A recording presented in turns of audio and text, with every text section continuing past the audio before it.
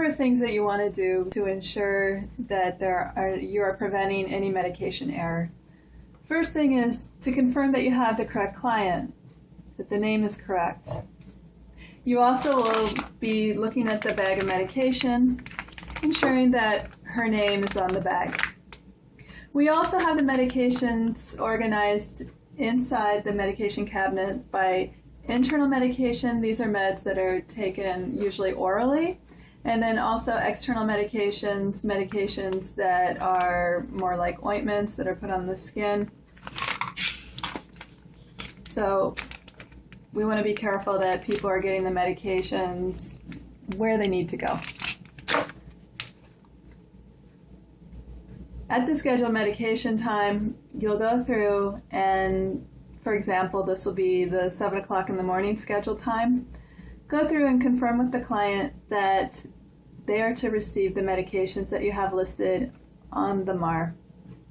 So with the scheduled medication times, that means that they can take the medications for an hour before and up to an hour after. So for 7 o'clock medication, they're able to take it between 6 o'clock and 8 o'clock. If they did not take the medication during that time, you'll need to call and confirm with the doctor on call that it'd be okay to receive the medication outside of that window. So you have the medications out.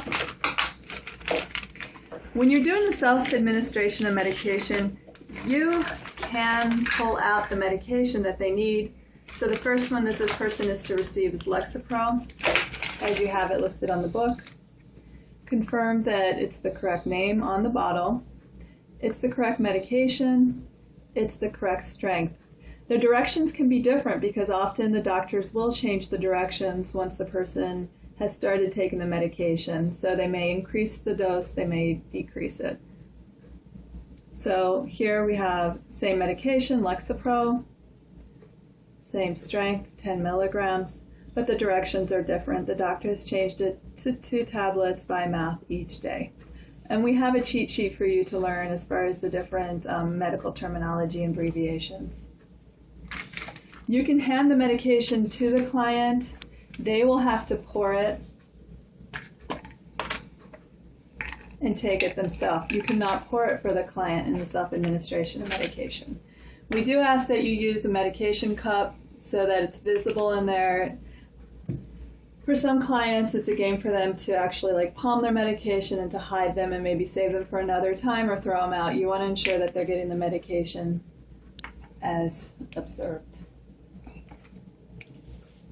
The way the sheet is set up is that we have the different medications listed here.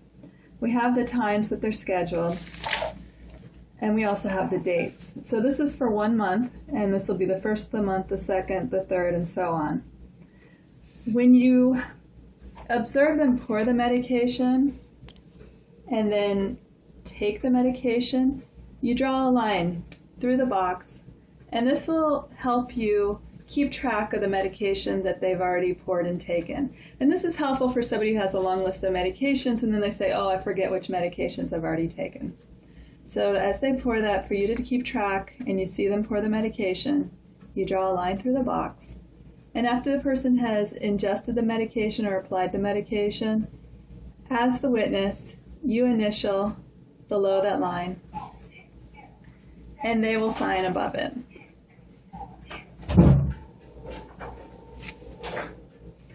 It's also helpful at the beginning of the month that you have the client sign their name on the bottom.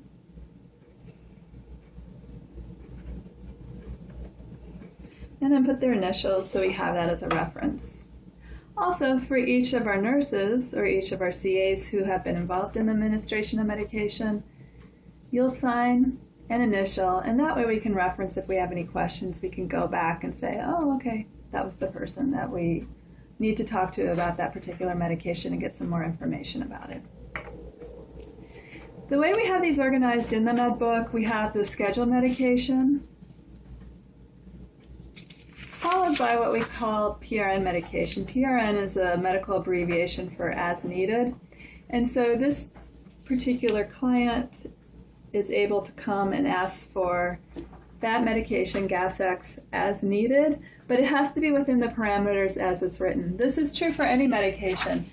The way the doctor has written the order is the way that you need to follow it as far as the way the medication is taken. For instance, sometimes a client will come in and say, I don't want to take the medication at this strength anymore. I don't need as much. I'm going to take half. This is not okay. You can only give the medication as it is ordered specifically in the medication, in the MAR.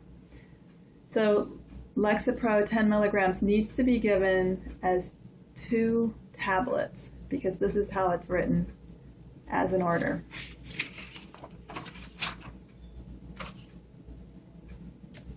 Back to this page, which is the PRN medication. They can ask for it as needed, but you have to do it within the parameters as it's written. So if this says Gas-X, chew 2 by mouth as needed every 2 hours, if they come and ask for it and 2 hours has not passed yet, you're not able to give the medication. With this, let's say it's the 7th of the month, you give the medication, you have them pour it and take it themselves. You draw the line just like you did with the other ones. You initial, they initial, but you also need to write on the back. With PRN medications, you'll write the date, the time, the reason they took it, gas and bloating. They took Gas-X, 2 tablets. You sign.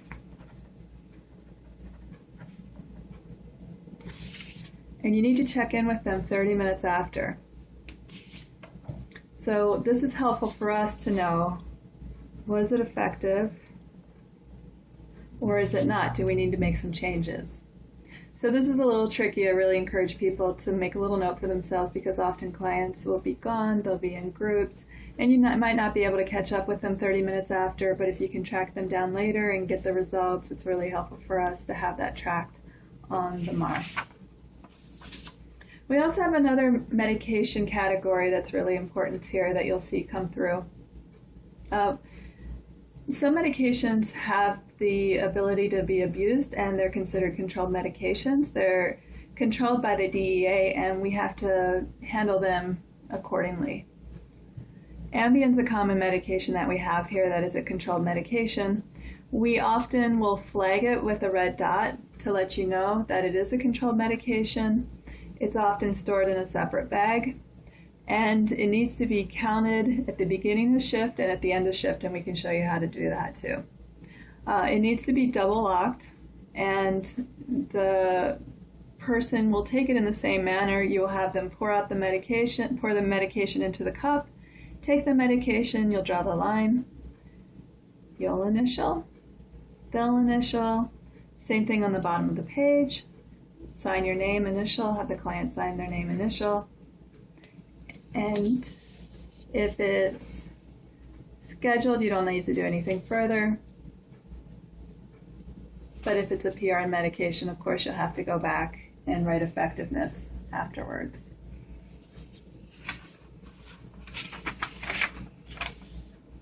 We also have a number of medications that are available for clients to ask for while they're in treatment here.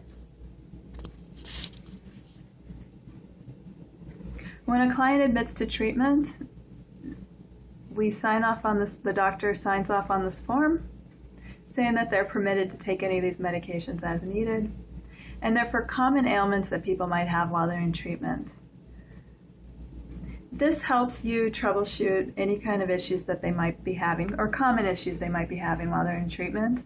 And that way you don't have to call the on-call physician to check it out and see if it's okay because it's already been approved on the sheet and it's in the back of their section of the MAR. So be sure to familiarize yourself with that. And we also have the corresponding MAR forms for you to fill out, and I'll show you how to do that. So if somebody comes and asks for an ibuprofen and they've been cleared on the standing order sheet, what you do is you write the date,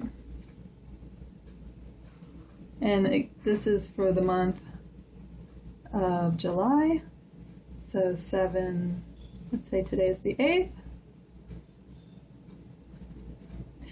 and they're asking for ibuprofen.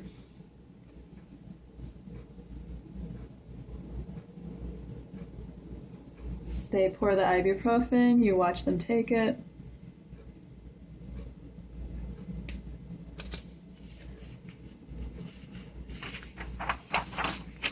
And on the back, you want to do the same thing that you did before. 7, 8, 12. The time they took it, they took ibuprofen.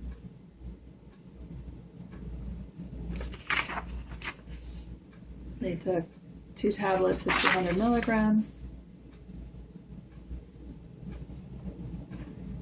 And they took it for a headache.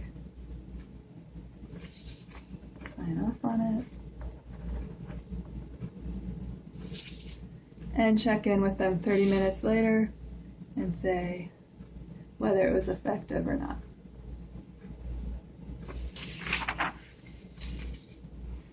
I'd also like to reiterate that it's important to stay within the orders that the medication is written. This is, you can give the ibuprofen every 4 to 6 hours. You can only give 2 tablets. So that means you can't give 3, you can't give 4, you can't take it under that 4 hour window, and you cannot exceed 6 tablets within 24 hours. If somebody has another need around that, let's say they have menstrual cramps, they take higher dose of ibuprofen for that, you can definitely refer them back to the doctor and make sure that the order is changed, and we usually can accommodate the patient for that. We just want to make sure that all staff are following the medication orders as they are directed on the medication sheets.